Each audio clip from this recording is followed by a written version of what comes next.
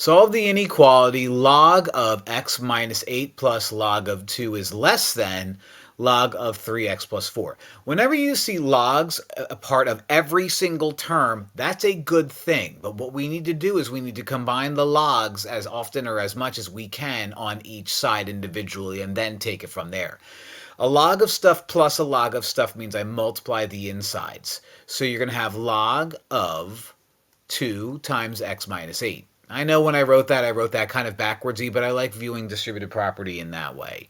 That's going to be less than log of 3x plus 4. So let's quick distribute here. Bang, bang. Log of 2x minus 16 is going to be less than log of 3x plus 4.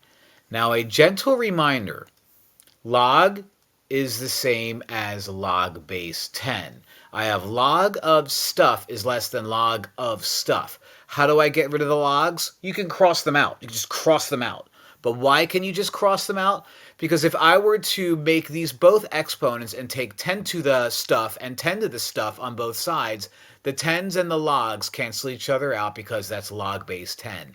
And what you're left with is 2x minus 16 is less than 3x plus 4, and now it's just solving inequalities that you would have seen in the ugly parts of Algebra 1, right? Subtract 3x from both sides. That gets you negative 1x minus 16 is less than 4. Add 16,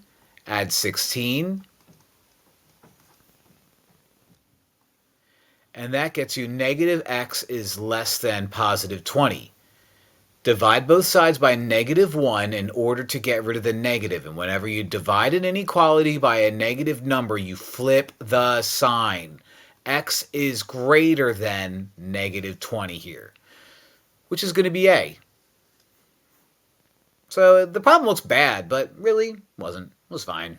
I lived. I survived.